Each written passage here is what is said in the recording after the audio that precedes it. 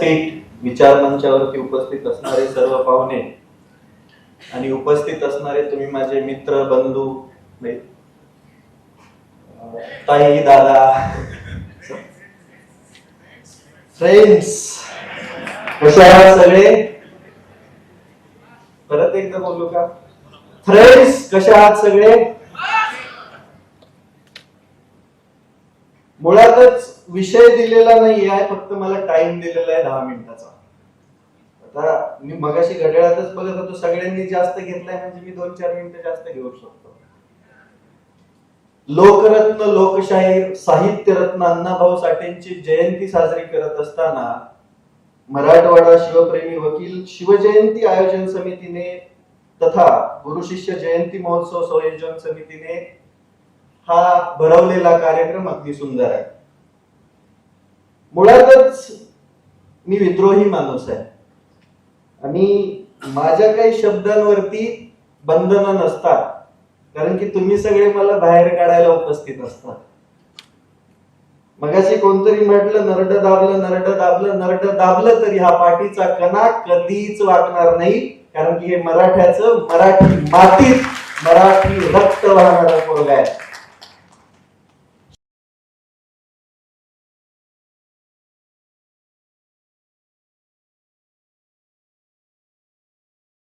हे तुम्ही मागच्या दिवसांमध्ये अनुभवलेलं आहे आणि हा महाराष्ट्र हेच आपल्याला शिकवतो. साहित्यरत्न अण्णाभाऊ साठेंवरती बोलत असताना 1.5 दिवसाच्या शाळेमध्ये 35 प्रकारचं साहित्य लिहून गोर गरीब जनतेच्या मनातला विद्रोह साहित्यामध्ये मांडून संयुक्त महाराष्ट्र चळवळीमध्ये एक मोलाचं सहकार्य आणि एक चमचमणारा तारा म्हणजे लोकशाहीर अण्णाभाऊ साठे. मुळातच तुमच्या नाही माझ्याच म्हणा छत्रपती संभाजीनगर मध्ये सतत येणं जाणं असतं, पण त्या दिवशी हायकोर्टात येणं झालं ते म्हणजे माझ्या छोट्याशा केससाठी. छोटीशीच आहे. आंदोलन करण्याचा मूलभूत अधिकार पण हे सरकार काढून घेत असताना, इथल्या व्यवस्थेच्या विरुद्ध लढत असताना तुम्हा सर्व वकील बांधवांचं एवढं सहकार्य की माझ्याकडून तिकिटाचे बी पैसे घेतले जात नाही. मग आल्यानंतर दत्ता सरांनी सांगितलं की असा असा कार्यक्रम आहे, तुम्हाला असं असं सत्कार ठेवलेला आहे. म्हटलं मी सत्कार घेतच नाही. म्हटलं घ्यावं लागतंय. म्हटलं का? तुमचा आवाज अजून गाजला पाहिजे म्हणून. म्हटलं ठीक आहे. मुळातच बोलत असताना, लोकांना जागरूक करत असताना, शेतकऱ्यांचे प्रश्न मांडत असताना हा आमच्या हृदयामधला आक्रोश आहे. आक्रोश कशासाठी? इथल्या व्यवस्थेने आम्हाला फक्त छळलंय. आधी निसर्गाने छळलं, दुष्काळ पाडला, पाऊस कधी जास्त पाडला, कधी कमी पाडला, कधी पाडलाच नाही. पडला तर पडला. आम्ही मेहनत घेतली. मेहनत घेतल्यानंतर पीक आलं आणि त्या पिकाला भावच नाही भेटला म्हणून व्यवस्थेने बी छळलं आणि या सगळ्यामध्ये शेतकऱ्याचं सँडविच झालं. आणि आता आमच्या जमिनी बी न ठेवण्याचा इथल्या सरकारचा घाट, इथल्या व्यवस्थेचा घाट आहे. मग बोलणार कोण? मी 2.5 वर्षापूर्वी इथल्या व्यवस्थेवरती बोलत असताना पहिल्या 6 महिन्यामध्ये एवढा त्रास झाला, कोणी जवळ म्हणजे विचारपूस करणार पण कोणी नव्हतं. पण जसं जसं नाव लोकांच्या हृदयामध्ये पोहोचत गेलं तसं तसं तर आता अडचणच नाही काही बोलण्याची. आता ऑटोमॅटिक मदत येऊन जाते, कारण की चळवळ जिवंत राहिली पाहिजे ना. तुमच्या समोर विषय मांडत असताना विषय काहीच नाहीये, पण दत्ता सर म्हटले की आपण ज्या जयंत्या साजऱ्या करतो त्या जयंत्या डीजे मुक्त झाल्या पाहिजेत. त्या जयंत्या अगदी शांततेमध्ये महापुरुषांचे विचार लोकांच्या हृदयामध्ये कोरले पाहिजेत, याच्यासाठी प्रयत्न केले पाहिजेत. आणि मागचे 10 वर्ष झालं मराठवाडा शिवप्रेमी वकील शिवजयंती आयोजन समिती ते करत आलेली आहे. त्यांचं विशेष कौतुक आहे. जयंती साजरी करणं किंवा महापुरुषांच्या जयंती दिवशीच त्यांना फुलं वाहणं, त्यांचं नाव घेणं, त्यांचं स्टेटस लावणं म्हणजे महापुरुष समजणं नाहीये. महापुरुष हा आपल्या हृदयामध्ये त्यांच्या विचारांनी कोरला गेला पाहिजे. 1.5 दिवसाच्या शाळामध्ये 35 प्रकारचं साहित्य लिहिणारे अण्णाभाऊ साठे किती लोकांना समजले हो? ही पृथ्वी ही शेषनागाच्या मस्तकावरती न तरता इथल्या गोर गरीब कष्टकऱ्याच्या हातावरती तरलेली आहे, असे म्हणणारे अण्णाभाऊ साठे आपल्याला किती समजले हो? आपला समाज किती पुढे गेला हो.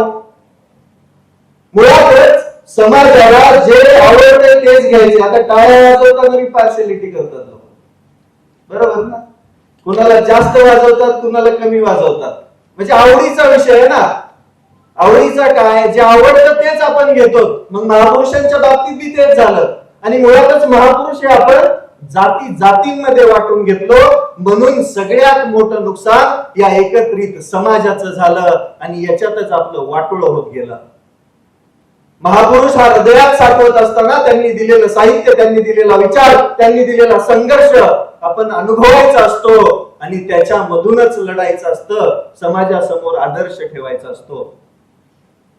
पण आज रोजी काय, जयंती आली, चंदन शिवसाहेब लय भारी म्हणतात, डीजे नसला की मार खावा लागतोय कांबळेला, बरोबर ना.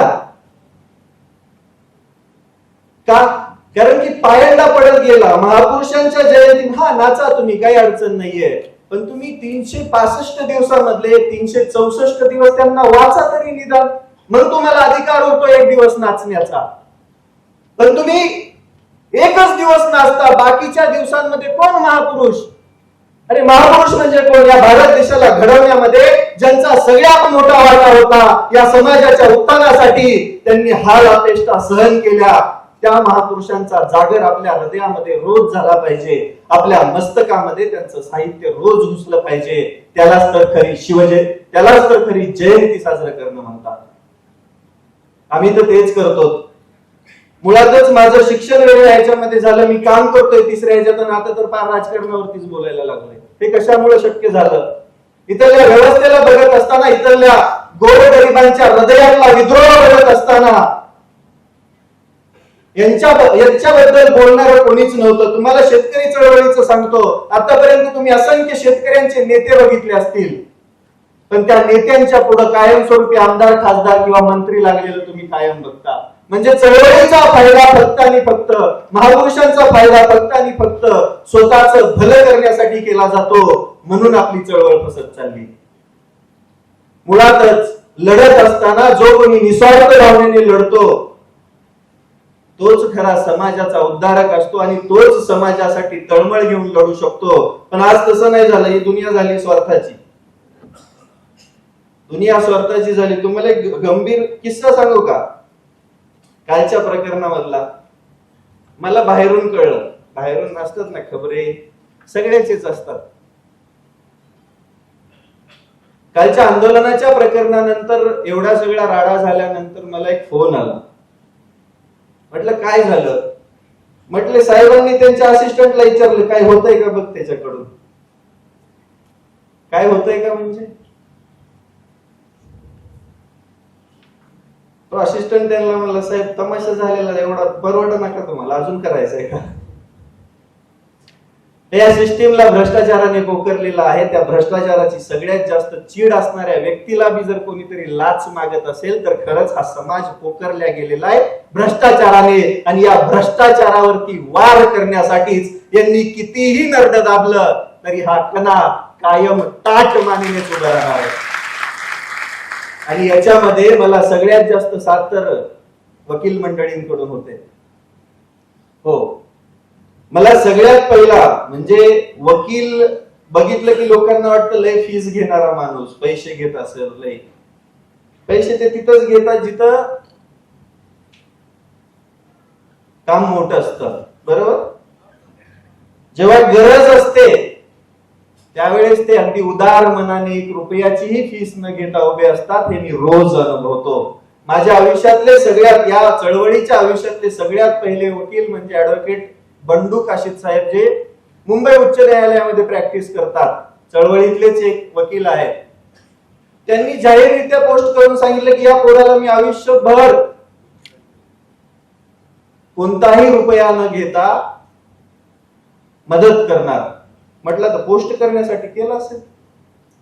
गळ्यामध्ये माळ, तोंडामध्ये सतत रामकृष्ण हरीचा जयघोष. पहिल्यांदा फोनवरती बोलणं झाल्यानंतर त्यांनी फक्त एकच सांगितलं, कधीही अडचण आली की फोन कर, सगळ्यात प्रायोरिटीने तुझा फोन उचलला जाईल. त्याही पेक्षा माझ्यावरती मध्ये कारखान्याच्या वेळेमध्ये जवळजवळ 17 ठिकाणी एकाच ह्याच्यासाठी गुन्हा दाखल केला. आता कोणतं संविधान याला हे देतं मला नाही माहिती. एकच व्हिडिओ, एकच कलम, एकच फिर्याद, पण गुन्हे 17 पोलीस स्टेशन मध्ये. तर वकील साहेबांनी आतापर्यंत आम्ही 4 पोलीस स्टेशनला जाऊन जबाब नोंदवलाय. अजूनपर्यंत मी चहा बी नाही पाजला, पण तो व्यक्ती त्या प्रत्येक पोलीस स्टेशन मध्ये माझ्या पुढे, माझ्या समोर हजर होते. म्हणजे ते खरंच उदार होते. आणि वकिलामधला तो हळवेपणा, एखाद्याच्या पाठीमागे उभं राहायचं म्हटलं की 100% राहायचं, हे मी त्यांच्यामधून जाणवलं. प्रसंग दत्ताहूड पाटलांचा. त्यांनी पण कालच्या प्रकरणानंतर मला पहिला फोन केला. नंबर आधीच एक्सचेंज झालेले होते. फोन केला आणि कालचं जे मी आंदोलन केलं त्या आंदोलनानंतर जी सगळी काही तुम्ही तर बघितलेलं आहे, सगळं चुकीचं आहे. सकाळी झोपेत उठवायला पोलीस आले, गुन्हा काय विचारलं तर म्हणे मला अधिकार आहे. मग त्याच अधिकाराचा गैरफायदा घेणाऱ्या याच्या विरोधामध्ये इथल्या हायकोर्टामधून हे करण्यासाठी त्यांनी मला मदत करण्याचं आश्वासन दिलं आणि त्यांनी ते केलं. पण परवा दिवशी हायकोर्टामध्ये आलो त्यावेळेस 50 वकील माझ्या पाठीशी उभे होते. याच्यामध्येच मी जे काही कमवायचं ते कमवलं. मुळातच सरजींनी सांगितलं वकील संरक्षणाची महाराष्ट्राला बी गरज आहे. मग मी कान देऊन ऐकत होतो, महाराष्ट्रात अशी कुठं घटना घडली का? छोटी मोठी घडली असेल, पण मर्डर वगैरे झालाय. तरी पण महाराष्ट्रामध्ये एवढ्या मोठ्या प्रकारच्या घटना घडणार नाही, कारण वकील लय खंबीर आहेत. कारण महाराष्ट्राची माती लढायला शिकवते, रडायला कधी शिकवत नाही. आणि मला त्या प्रत्येक वकील बांधवांचा अभिमान आहे, जिथं अन्याय झाल्यानंतर सगळ्यात पहिलं त्या अन्यायाचा प्रतिकार करण्यासाठी उभे असतात. बोलायला खूप काही आहे, पण हा मंच वेगळा आहे, त्यामुळं शब्दांची जपून जपून तुमच्या पुढे शब्द फेक करावी लागते. मगापासून मी विचार करतो ह्या सभागृहाला गाजवू कसं, पण म्हटलं हे सगळेच गाजलेले आहेत, मलाच गाजवतील एखाद्या वेळेस. मुळातच आज रोजी सगळ्यालाच अडचणी येतात, प्रत्येकाला. इथून पुढे ज्या पद्धतीमध्ये सरकार चालवली जातात, ज्या पद्धतीमध्ये इथल्या व्यवस्थेला मॅनिप्युलेट केलं जातं, ज्या पद्धतीमध्ये इथं माणसांना विकत घेतल्या जातं, या पद्धतीमध्ये माझ्यासारख्या सर्वसामान्य माणसाच्या मनामध्ये सगळ्यात पहिला प्रश्न निर्माण होतो, तो म्हणजे भारताची लोकशाही टिकेल का? पण तो प्रश्न निर्माण झाल्यानंतर जेव्हा अशा कार्यक्रमांमध्ये मी उपस्थित राहतो आणि त्याच्यामध्ये 1000-2000ची गर्दी बघतो, त्यावेळेस लक्षात येते की यार ही माणसं जिवंत आहे म्हणजे लोकशाही जिवंतच राहणार की. आणि या लोकशाहीला नख लावण्याचं काम कोणीच करणार नाही जोपर्यंत या समाजामध्ये जागरूक वकील असतील, जागरूक लढणारी माणसं असतील, चळवळीमध्ये काम करणारी तरुण असतील. आणि इथून पुढे जे काही असेल ते तरुणांचंच असणार आहे. कालच्या आंदोलनामध्ये तुम्ही बघितलंच, कोणतंही आंदोलन करायला जावा सगळ्यात पहिली तर पोलिसांची धमकी येते, तुम्ही हे करायचं नाही. बाबा का? भारतीय राज्यघटना सर्वसामान्य व्यक्तीला आंदोलन करून न्याय मागण्याचा अधिकार देते. मग तुम्ही सगळ्यात पहिली लगेच नोटीस काढता आंदोलनकर्त्याला, तुम्ही आंदोलन करायचं नाही का? कशासाठी ही गळचेपी? त्यांना माहिती आहे इथल्या सरकारच्या विरोधामध्ये एवढा असंतोष आहे की हा असंतोष एवढा वाढलेला आहे, तो वाढू नाही द्यायचा. आंदोलन मोठं झालं की अडचणीत सरकार येतं, म्हणून सगळ्यात आधी गळचेपी करायची. आणि याच व्यवस्थेच्या विरोधामध्ये आपल्या सगळ्यांना एकत्रित उभं राहून लढावं लागेल. मी या भाषणाची कसलीही तयारी केली नाही तरी छाती टोकून बोलतोय मी, मला पटलं पाहिजे. मगाशी राजसाहेबांचं चिरंजीव पळून गेलं भाषणातून, पळून म्हणजे बाजूला जाऊन परत आले. पण मी बोलतोय का? कारण की मी महापुरुष वाचलेले आहेत. येताना मी मगाशी जी गायलेली छक्कड ऐकत आलं इथून तिथून, माझी मैना गावाकडे राहिली, किती सुंदर लिहिलंय हो. विचार केलाय कधी साहित्य वाचत असताना त्या लेखकाने त्याच्या पाठीमागं किती मेहनत केली असेल विचार केलाय? ती मेहनत म्हणजे त्यांचं जे साहित्य उतरलं ते आपल्या समाजाला मोठं करण्यासाठी, माणसांची बुद्धी वाढवण्यासाठी आणि त्या महापुरुषांच्या विचारांवरती चालण्यासाठीच असतं. हे समजणं गरजेचं आहे. मुळातच टाइम झालाय वाटतं, झालाय ना? बोलायला खूप काही आहे. बोलत असताना पुढे चंदन शिवे साहेबांचे आपल्याला कांबळे ऐकायचे, पण शेवटी जाता जाता एक सांगेल, या कांबळेचं नरड दाबलं काय, या कांबळेला 5-5 जणांनी धरून ओढलं काय, तरी हा कांबळे शेवटपर्यंत थाट मानेने उभं राहणार आणि या भारतीय संविधानाचं संरक्षण करत राहणार, हा विश्वास इथं व्यक्त करतो. एवढ्या मोठ्या मंचावरती तुम्हा सर्वांनी मला इथं बोलवलं, माझा सन्मान केला, माझ्या कार्याची दखल घेतली, त्याच्याबद्दल मी सर्वांचं आभार व्यक्त करतो. थांबतो. जय हिंद, जय महाराष्ट्र, जय शिवराय, जय भीम, जय लहुजी.